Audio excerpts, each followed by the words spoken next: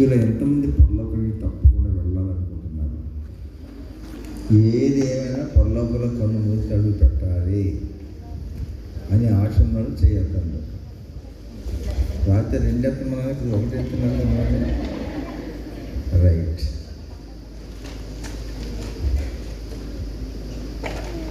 కానీ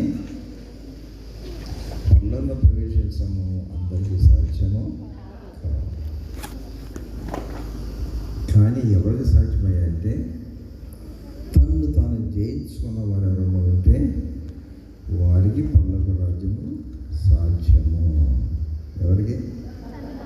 తను ఎవరు జయించాలి? ఎదుటివారా? లోపల జయం పొందాలంటే ఏం చేయాలి? పక్క వల్ల మనం జయించాలి, అప్పుడు మనకు జయం వస్తుంది. పక్క వల్ల ఓడించాలి, మనకు జయం వస్తుంది. మన పొలం వెళ్ళాలంటే ఎవరిని ఓడించాలి? ఎవరిని? హలో, తన్ను ఎవరు? నీదేవురమ్మ? కలకత్తా వెళ్ళాలంటుంది. పొలం వెళ్ళాలంటే తన్నుతానంటుంది. ఎవరో తన్నుద్దు, గట్టిగా చెప్తాను.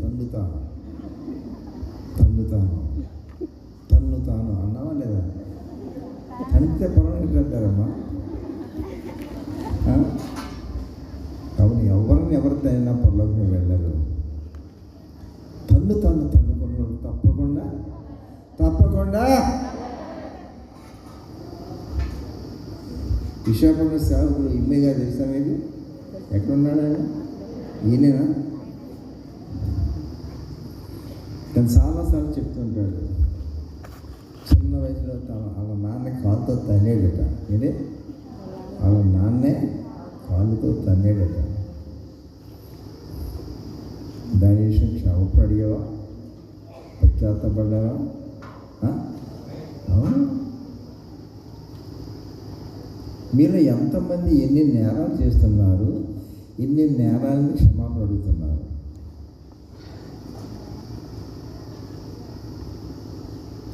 మా నాయన చిన్నపిల్లలు ఉన్నప్పుడు, ఆ బెత్తతో వనలో ఉన్నప్పుడు, ఆ పక్కన ఏదో హిందూ కార్యక్రమం జరుగుతుంటే పెళ్ళి ఏదో చిన్నపిల్లడికి వెళ్ళా. కాసేపు చూస్తే కనపడలా. తర్వాత ఎక్కడికి వెళ్ళేవారు అన్నాడు. అదేదో డబ్బులు పోతున్నట్టు వెళ్ళాను అన్నా. ఇంట్లో అడుగు పెట్టే రూల్స్ లేవు ఆ ఇంట్లో, మా ఇంట్లో. కానీ బయటికి వెళ్ళేప్పటికి నాన్నగారికి వచ్చింది, కోపం వచ్చింది.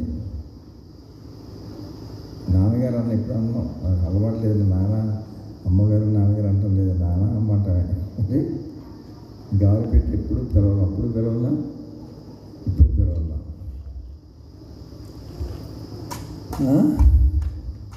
కాబట్టి ఆయన కోపం వచ్చి కొట్టాలని పక్కన ఆయన చెప్పులు ఉంది, అది చుట్టు పట్టుకున్నారు. ఏం చేయడానికి? కొట్టలేదు, ఇసరలేదు, మళ్ళీ అక్కడ పడేశారు. అది జరిగిన తర్వాత దరిదాపు 10 సంవత్సరాలు గవ్వలు అది ప్రతి సమాచారం అంతటిలో కూడా ఆ విషయం జ్ఞాపకం చేసుకొని ఆయన బాధపడేవాడు. తండ్రి నేను నా కొడుకు కోపం చెప్పు పట్టుకుంటానా? కొట్టేరా? విసిరేరా? పట్టుకున్నందుకు ఆయన బ్రతికినంత కాలము బాధపడ్డారు. దేవుని దగ్గర ఆ విషయం చెప్పుకుంటూ ఉండేవారు. బంగారాన్ని పుట్ట వేయాలంట ఒకసారి కాదు, అదే బంగారం, వేరే బంగారం అదే 2 సార్లు వేయాలా? 7 1 2 3 4 5 6 7 దాన్నేనా ఇంకోదానా? దాన్ని.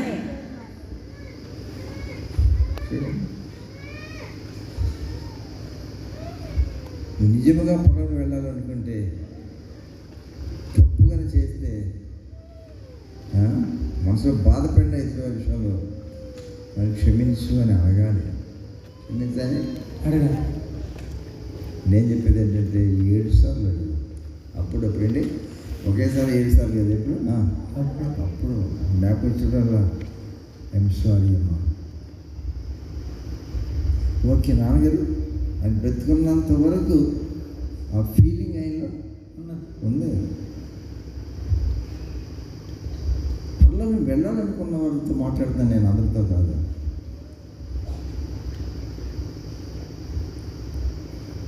నేను క్షమించు అని అడుగు. మరి సంవత్సరం అయితే మళ్ళీ జ్ఞాపకం వచ్చిందా, మళ్ళీ ఫోన్ చేసి నేను క్షమించు. ఏంటి ఏం చేశావు? పోయినసారి ఇట్లా మరి క్షమ అడిగి పోయినసారి మళ్ళీ ఎందుకు అని అక్కడ మళ్ళీ అడగమంటారా? మళ్ళీ ఎందుకు అంటారు, మళ్ళీ అడగమంటారా? మరి ఎందుకు అడిగావు? మరి రెండోసారి అడిగావు, మరి మూడోసారి ఎందుకు అడుగుతున్నాను? ఎట్లే పరలోకం అడుగు. ఏ 70 అడుగుతాను అనుకోవాలి. ఎందుకు? నాకేం కావాలి? వాళ్ళు ఏమనుకుంటారో నీకెందుకు? నీకేం కావాలి?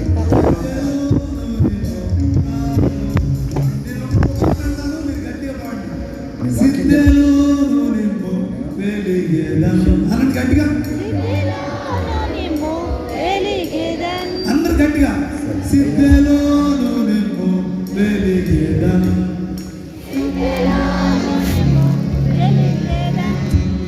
సిద్ధలోను నింపు ప్రభువు.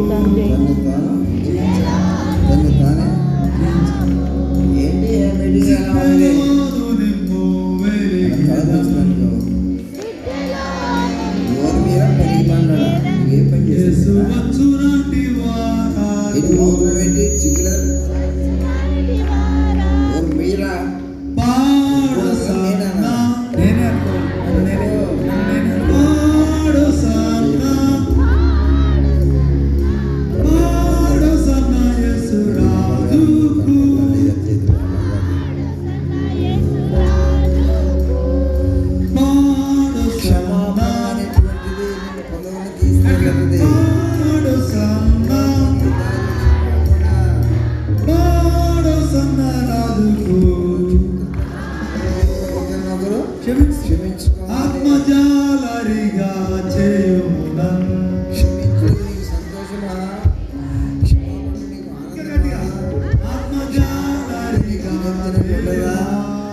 మైసూరు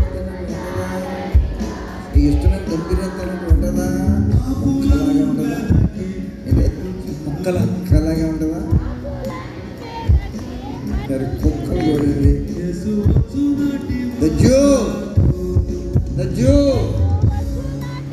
జువంటే వచ్చింది. జువంటే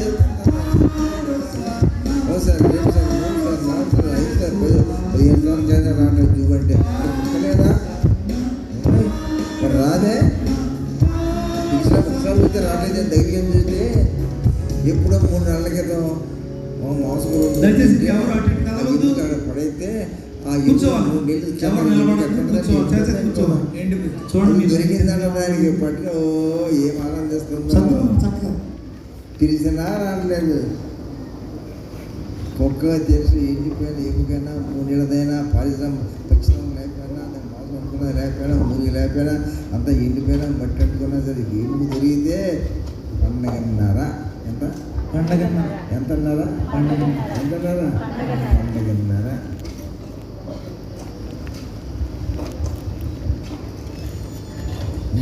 ఎన్ని సంవత్సరాలు చేసేస్తారే.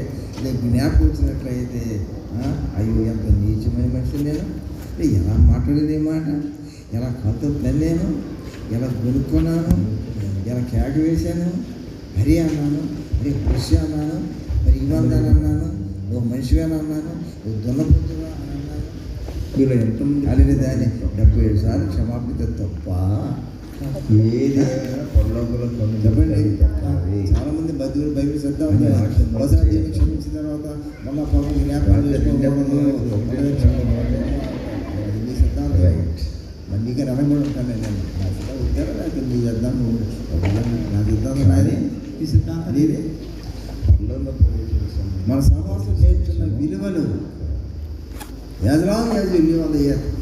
బ్రతికున్నంత వరకు ధర్మశక్తులు అన్నిటిని పెట్టినటువంటి సౌలు ఏమి లేదు, దీనిలో భక్తి లేదు, సారం లేదు, అంత నిస్సారం అనుకున్న సౌలు దాని కాలదని దేవుడు పొందాడు. ఏం చేయాలి? పక్క మనం జీవించాలి. మనం జీవం వస్తుంది. అబ్బా ఓడించిన అబ్బా గొప్ప ఎవరిని ధర్మశాలలో అది ఏమి నాకు చేయలేకపోయింది. ఎవరు ఈ భూమి మీద లేదు అనుకున్నాను. ఆకాశ ప్రకాశం వీళ్ళు దర్శించింది. అన్నదే పొలం వెళ్ళాలంటే నా స్వభావాలు తప్పని ఎవరి తమ్ముడు దంచనను తీస్తా ఉన్న వారికి ఏ శిక్ష తన్ను తాను క్రీస్తునందు జీవం నుంచి ఆత్మ యొక్క నియమం అంత్య పాపం కదా. నియమం నుండి నీవులను విడిపించాను. అవును ఎవరిని విడిపించాను. ధర్మశాల ఏం చేయలేకపోయిందో దేవుడు దానం తను చేశాను. చేసింది. ఇది క్రీస్తు యొక్క దర్శనం. తప్పకుండా 100% విడుదల రానిపోయింది. ధర్మశాల ఇండియా చేసాం ఇది ప్రభు దర్శించారు. ఎంత 100%. 100% కానీ చాలా సార్లు దొరికింది. తను తానే జయించిన మెట్టు దొరికింది. చెప్పండి, నన్ను తానే జయించిన తను మెట్టు. తానే జయించిన మెట్టు దొరికింది. కూర్చున్న విశ్వాసం లేని వల్ల దాని ఈ వై ఏ వయసు చెందిన వ్యక్తి అయినా సరే చేతపడ్డావా నీవు మీరు ఎంతమంది ఎన్ని నేరాలు చేస్తున్నారు, ఇన్ని నేరాలు అంతగా బాధ చెందిన వ్యక్తి, సంఘాలు కట్టిన వ్యక్తి, సహవాసాలు కట్టిన మా నాయన వ్యక్తి, చిన్నపిల్లలు వేల పేరు మార్చిన వ్యక్తి, అనేక సంఘాలు కట్టిన వ్యక్తి జరుగుతుంటే పెళ్ళి చివరి వయసులో కూడా వెళ్ళే తనకి ఆలాపన కాసేపు చూస్తే ఇతరులు బోధిస్తున్నాను. ఇంకా వెళ్ళేవారు నుంచి ఇతరులు బోధించుకోండి. నేను ఇతరులు బోధిస్తున్నాను, వాళ్ళు ఏమైపోతారు, ఇంత బోధిస్తున్నారు, వాళ్ళు ఏమైపోతారు, వాళ్ళు మారేరుగా పూర్తిగా మారేరు లేదు, మారేమో మనం అడుగుతున్నామో వచ్చింది. ఇక నేను సంఘాలు కట్టాను, నేను కుటుంబాలు నాన్నగారు అన్న ఇక్కడ అలవాటు లేదు. నాన్న అమ్మగారు నాన్నగారు అంటుంది నాన్న అంటారా అంటే ఒకవేళ ఇతరులకు ప్రకటించిన తర్వాత ఒకవేళ ఇతరులు ప్రకటించిన తర్వాత నేనే భ్రష్టుడైపోదునేమో నేనే భ్రష్టుడైపోదునేమో అని నా శరీరం నలగొట్టి నా శరీరం కొట్టాలని టీవీలో తను పక్కన చుట్టుపడుతున్నారు అని నా శరీరం నలగొట్టి